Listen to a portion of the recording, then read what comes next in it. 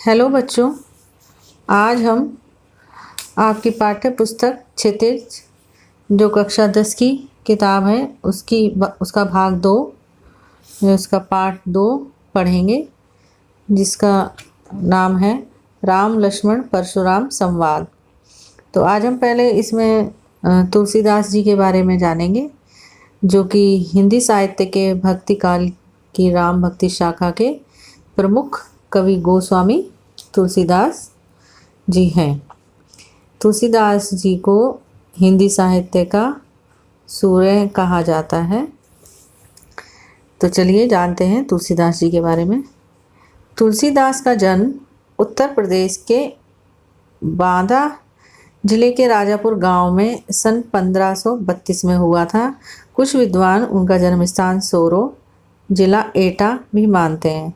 अर्थात कुछ लोग तो कहते हैं कि तुलसीदास का जो जन्म है वो उत्तर प्रदेश के बांदा जिले के राजापुर में हुआ, और कुछ लोग कहते हैं कि उनका जन्म स्थान जो है वो जिला एटा में है। तुलसी का बचपन बहुत संघर्षपूर्ण था, यानी कि तुलसीदास जी ने अपने बचपन में बहुत ही कठिनाइयों का सामना किया था। जीवन के प्रारंभिक वर्षों में ही माता पिता से उनका विच्छोह हो गया। जीवन के प्रारंभिक वर्षों में, प्रारंभिक से तात्पर्य है शुरुआती समय में, जब जीवन उनका शुरू हुआ या बचपन अवस्था थी जब उनकी, तो उसी समय उनके माता पिता से उनका बिछड़ाव हो गया, अर्थात वो अपने माता पिता से बिछड़ गए। कहा जाता है कि गुरु कृपा से उन्हें राम भक्ति का मार्ग मिला। वे मानव मूल्यों के उपासक कवि थे। राम भक्ति परंपरा में तुलसी अतुलनीय है। अतुलनीय से तात्पर्य है कि राम भक्ति परंपरा में और भी कई कवि रहे हैं, लेकिन तुलसीदास जी जो हैं वो अतुलनीय हैं, अर्थात उनकी किसी से तुलना नहीं की जा सकती। वो सर्वोपरि हैं, सबसे उच्च कोटि के कवि रहे हैं वो।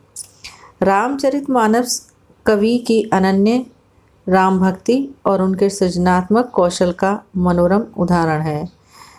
अर्थात रामचरितमानस जो उन्होंने लिखी है तुलसीदास जी ने, उसमें राम की भक्ति बहुत ही अनन्य है, सृजनात्मक कौशल है उसका, और मनोरम उदाहरण है, और बहुत ही हृदय को छूने वाले उदाहरण दिए गए हैं इसमें राम भक्ति के। उनके राम मानवीय मर्यादाओं और आदर्शों के प्रतीक हैं। अर्थात रामचरितमानस जब उन्होंने लिखी तो उसमें राम जी का जो चरित्र है वो उन्हें बहुत ही आदर्श का प्रतीक दर्शाया गया है, रामचंद्र जी के चरित्र को, जिनके माध्यम से तुलसी ने नीति,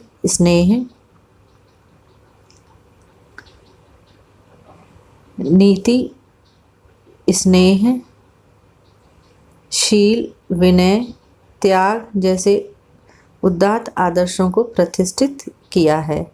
रामचरितमानस उत्तरी भारत की जनता के बीच बहुत ही लोकप्रिय है। मानस के अलावा कवितावली, गीतावली, दोहावली, कृष्ण गीतावली, विनय पत्रिका आदि उनकी प्रमुख रचनाएं हैं। अर्थात रामचरितमानस उत्तरी भारत की जनता के बीच बहुत ज़्यादा लोकप्रिय हुआ है, लेकिन रामचरितमानस के अलावा उन्होंने कवितावली, गीतावली, दोहावली, कृष्ण गीतावली, विनय पत्रिका आदि कई प्रमुख रचनाओं को उन्होंने लिखा है। अवधी और ब्रज भाषा दोनों भाषाओं पर उनका अधिकार था।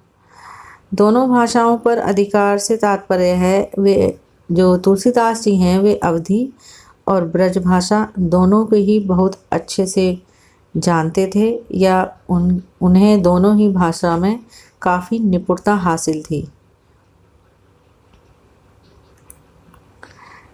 सन 1623 में काशी में उनका देहावसान हो गया।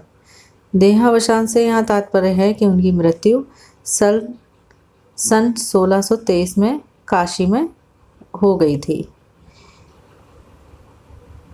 तुलसी ने रामचरित की रचना अवधी में और विनय पत्रिका तथा कवितावली की रचना ब्रजभाषा में की है। अर्थात तुलसी जी ने रामचरितमानस की जो रचना की है, जो रामचरितमानस को जो लिखा है वो अवधी भाषा में लिखा है और विनय पत्रिका और कवितावली को ब्रजभाषा में लिखा है। उस समय प्रचलित सभी काव्य रूपों को तुलसी की रचनाओं में देखा जा सकता है। रामचरितमानस का मुख्य छंद चौपाई तथा बीच बीच में दोहे, सोरठे, हरिगीतिका तथा अन्य छंद पिरोए गए हैं। विनय पत्रिका की रचना गेय पदों में हुई है।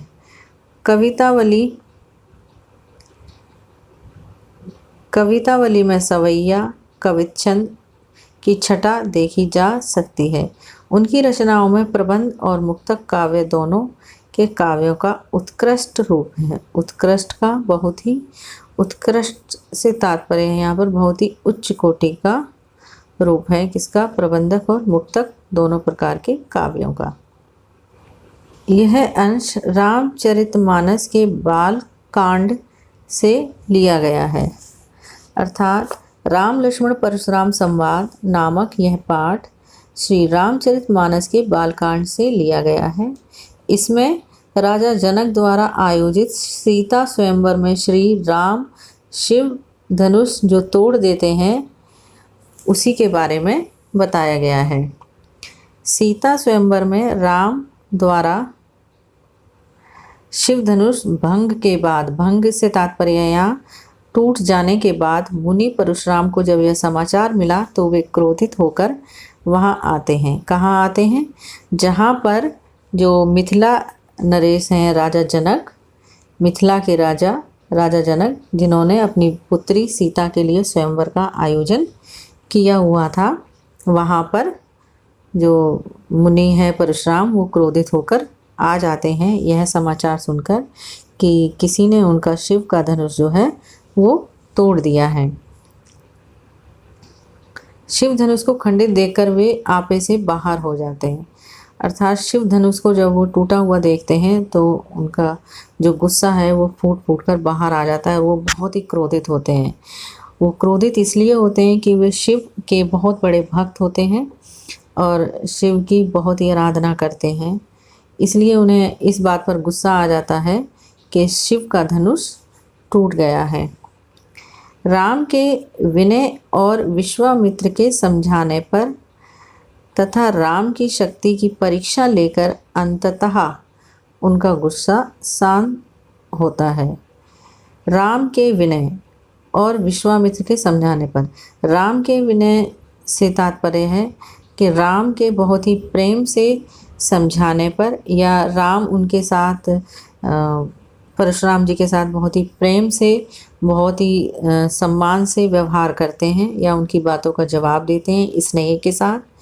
और जो विश्वामित्र हैं, जो विश्वामित्र जी राम और लक्ष्मण के गुरु हैं जिन्होंने उन्हें शिक्षा दी है, तो विश्वामित्र जी भी परशुराम को समझाते हैं और अंततः का मतलब है अंत में जो परशुराम जी हैं वो राम की शक्ति की परीक्षा लेते हैं और फिर उनका गुस्सा जो है वो शांत हो जाता है। इस बीच राम, लक्ष्मण और परशुराम के बीच जो संवाद हुआ या उस प्रसंग को यहाँ प्रस्तुत किया गया है।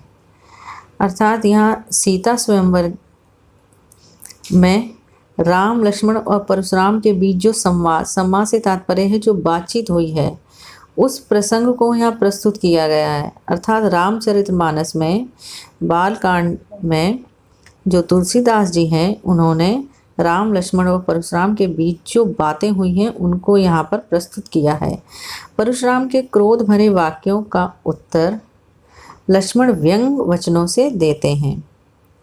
जो परशुराम जी जब क्रोध में प्रश्न पूछते हैं कि ये धनुष जो है शिव का ये किसने तोड़ा है, तो लक्ष्मण जी परशुराम के जो प्रश्न हैं उनका उत्तर बहुत ही व्यंग्यात्मक रूप से देते हैं। अर्थात बहुत ही कठोर वचनों में या व्यंग कर करके उसका जो उत्तर है वो देते हैं, जिससे कि परशुराम जी को और ज़्यादा क्रोध आ जाता है।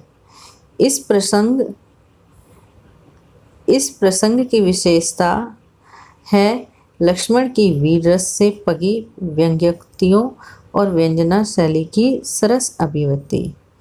जो यह प्रसंग है इसकी विशेषता यह है कि जो लक्ष्मण हैं वो वीर रस से व्यंग की पंक्तियां कहते हैं और व्यंजना शैली की सरस अभिव्यक्ति है, अर्थात बहुत ही सरल तरीके से इस अभिव्यक्ति को दर्शाया गया है रामचरितमानस के बालकांड में। किसने? तुलसीदास जी ने। तो बच्चों ये था हमारा पार्ट 2 राम लक्ष्मण परशुराम संवाद, जिसमें हमने तुलसीदास जी के बारे में पढ़ा और कुछ हमने जो राम लक्ष्मण परशुराम संवाद है उसके बारे में इंट्रोडक्शन लिया है। तो अब जो अगला जो है, जो अगली पंक्तियां हैं काव्यांश की, उसके व्याख्या करेंगे हम अगली वीडियो में।